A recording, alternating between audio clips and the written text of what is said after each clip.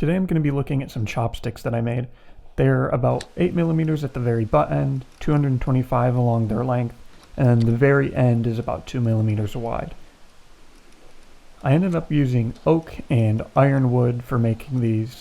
Oak is a food safe wood along with maple and hickory, but not all woods are food safe, so I wanted to make sure that I was getting something that definitely was. Cherry is considered a not food safe wood.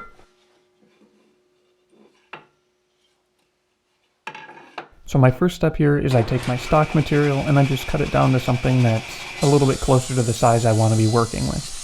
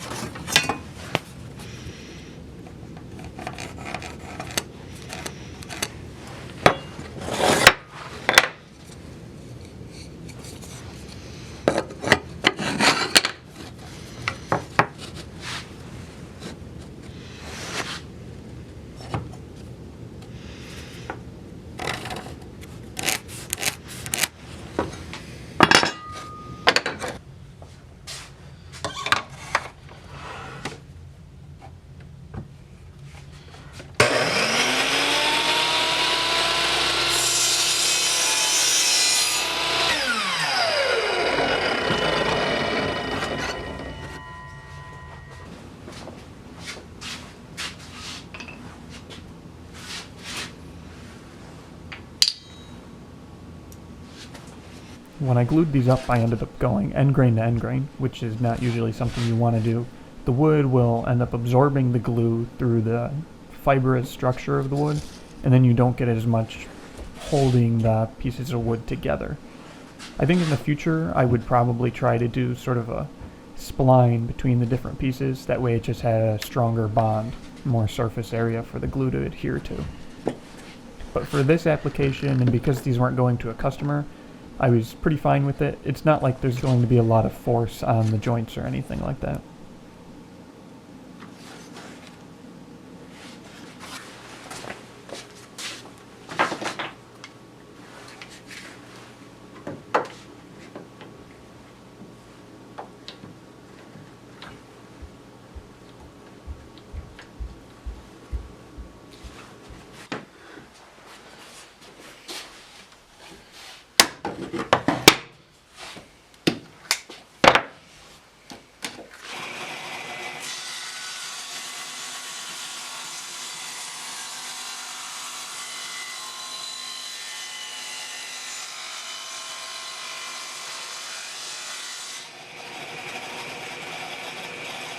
After I had cut out all my individual blanks, I realized that they were actually a bit longer than I had anticipated making them, so I had to cut them all down to the same length. And the easiest way for me to do that was I just clamped the stop block to the chop saw there.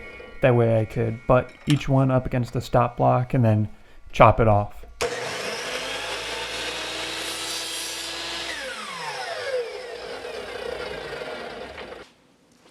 After that, I just put a piece of sandpaper down on a flat surface and I got to leveling everything off. I left a little bit extra stock material, that way I was above the width that I wanted to get, so when I was sanding in these steps I had some room for error.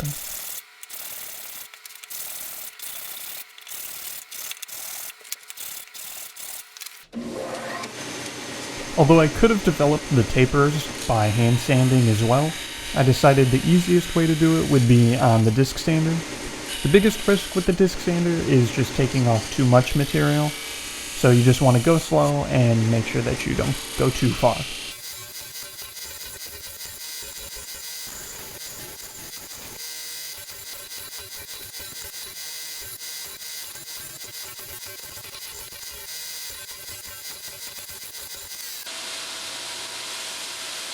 Then on the slack part of the belt grinder there, I was able to just put a little bit of pressure down on the top of the chopstick, and as I rotated it, it takes off of those high corners, and then you're left with a nice round finish. After that, I just go to hand sanding again, and I get it really smooth and everything even. I didn't really take it up past about 400 grit, because I didn't feel like it needed it. When it gets in contact with food and things like that, the grain swells, and you're left with a rough finish anyways. Sometimes you can spray it down with water and then sand it again, but I find when it's getting repeatedly exposed to this much liquid in food that the grain's going to continuously swell anyways. For the finish, just like when choosing the actual wood I wanted to use, I had to make sure that it was a food-safe finish. So I ended up using mineral cutting board oil as opposed to like linseed oil, because linseed oil is not food-safe. Danish oil is considered food-safe once it's dried, but I just went with the safest of my options.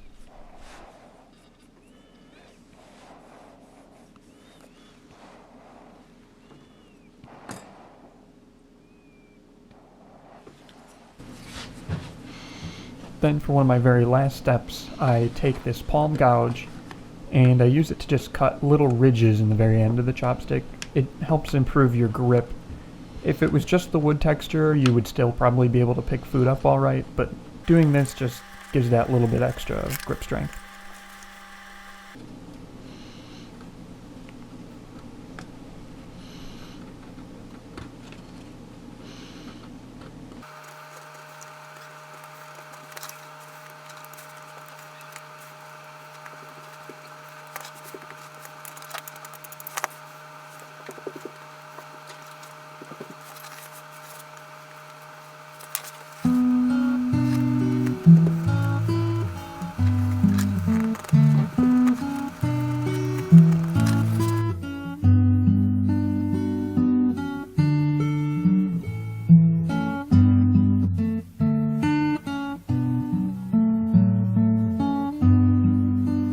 君が履いた白い木が今ゆっくり風に乗って空に浮かぶ雲の中に少しずつ